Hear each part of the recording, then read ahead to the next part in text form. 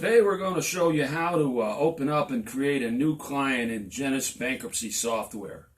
This program is a Windows-based desktop application.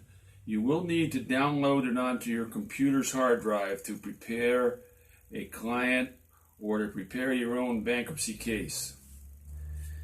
To start a new case, it's very simple. We just click the New Client button like this.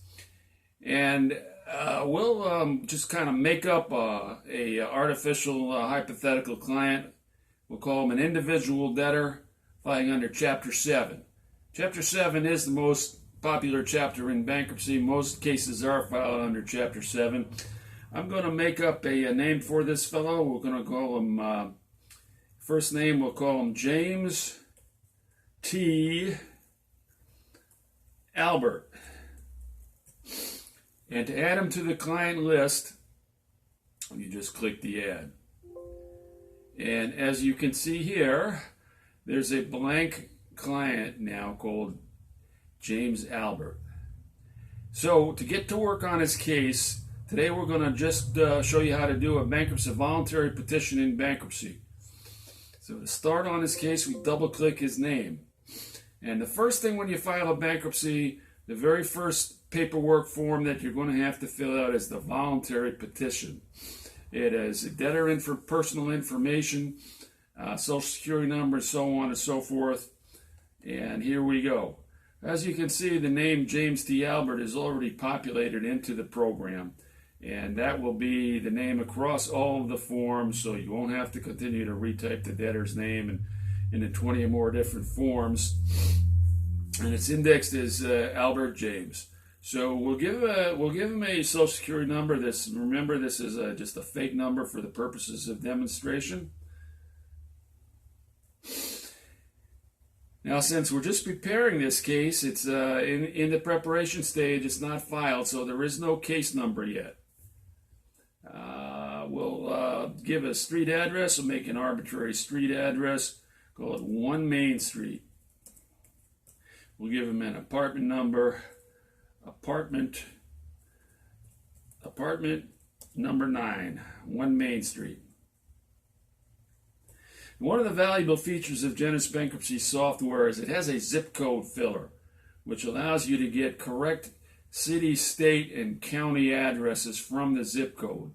So let's take a hypothetical zip code 10701, press enter. And as you can see, the program has researched the zip code database and come up with that. Zip code is Yonkers, New York, and it's in Westchester County. The next step in preparing this voluntary petition is to go to the filing information. Okay, so we've got an individual debtor. We click the individual button. 99% of bankruptcy cases filed are consumer, non-business bankruptcies, meaning credit cards, loans, mortgages, and so on and so forth. We also have to indicate a venue on this petition. There's basically three bases for venue. One is you're residing for 180 days in this district. The other is that you have other cases pending, already filed in this district, and the other is that you have your primary assets here. So let's say, for example, you have your home and other assets, your car, your tools, and so on, are still here in Yonkers, New York, but you moved down to Florida, and you want to file in Yonkers, New York for some reason. You could check the primary assets here button. Generally, the case is going to be where you're residing for 180 days. Now, your filing fee generally has to be attached to the petition. The court does like to get paid, and that's how they get paid, is by your filing fee. There is the possibility that if you can't afford to pay it all at once, you can do it in installments. You check that button, and then you'll have an installment application form to fill out. Waiver, not likely to happen. So most likely you want to click the attached filing fee attached, and you pay it when you file your petition. Another thing here now we have under the Bankruptcy Reform Act of 2005 is the requirement that you disclose any judgment of evictions against you if you happen to rent your residence. So if you did rent your residence, you place it there. Let's say you're a homeowner, we won't check this button. Now the jurisdiction, for us is going to be the Southern District of New York. You can scroll down all the districts if you like to find the correct one. So the correct way to find it is Southern New York.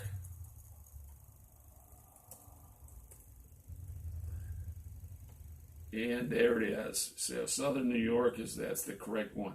Now, as far as your exemptions for your property and so on and so forth, that's a analysis that you'll do later. We're not going to worry about it now. For now, we'll just check the federal exemptions. Now, some states use federal exemptions only. Some states use state exemptions only. And some states use a combination, give you the option of either the federal or the state. So we'll click the state for now. Now, if you happen to be an attorney watching this and you're going to want to put your name on the paperwork, so this is where you would do it.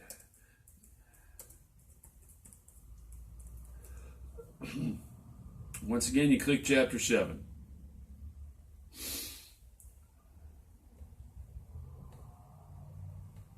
Credit counseling. Under the Bankruptcy Reform Act, you are required to take a pre-bankruptcy briefing within 180 days prior to the filing of a petition.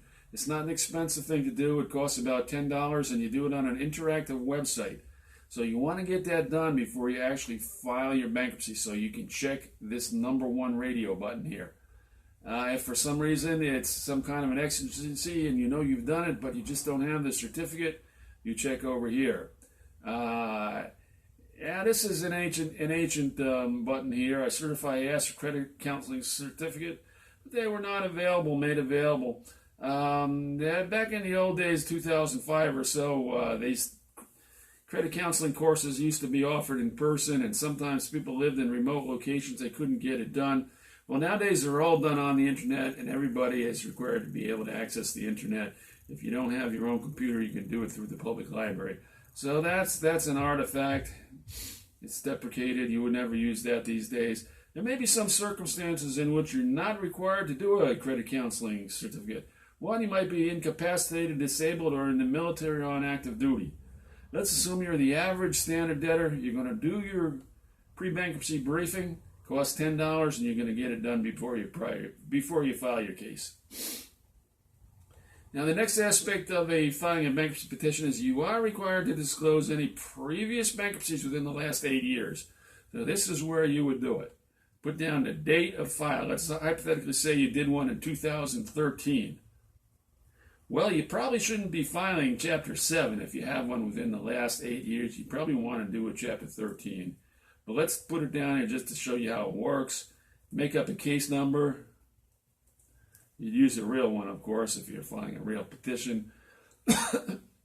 Or make up a location, Western District of New York. We add this guy to the list by pressing the Insert button, and it'll print on the appropriate form. Now, let's say you notice that you made a mistake. Well, you typed the wrong case number. All you have to do is double-click on it, change whatever it is you need, and click Edit. And there you go, and that's how you change it. And of course, you can do the same thing if you have pending bankruptcies filed by any spouse, partner, or affiliate. Statistical information. The program is going to calculate all the funds for you. So press the calculate the statistical aspect of it automatically. And as you can see, we have not yet prepared the creditor list or the asset list and so on and so forth. So it's going to come up on the first bracket.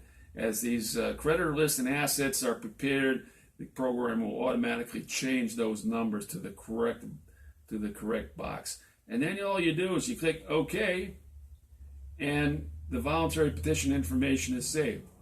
I'm going to close this client for now and show you that it is saved. If you have any doubts about this, double click on Mr. Albert and double click on the petition. And there you can see all the information that we already entered is already there. If you have a previous name in the last 8 years, you're required to disclose that. We didn't do that when we first opened the case, but we'll do it now. Let's say you were formerly known as Jimmy E. Albert. You are required to disclose that on your case. And you want to add this guy, and there you go, formerly known as Jimmy E. Albert. And you can edit it. If it was, in fact, was Jimmy D. Albert, you can change that. Okay. And we go back and check it out, Jimmy D. Albert. There it is. So that's all there is to filing your bankruptcy petition. It's very simple. We'll continue to go through the rest of the forms on this bankruptcy case on other videos. Thanks for watching.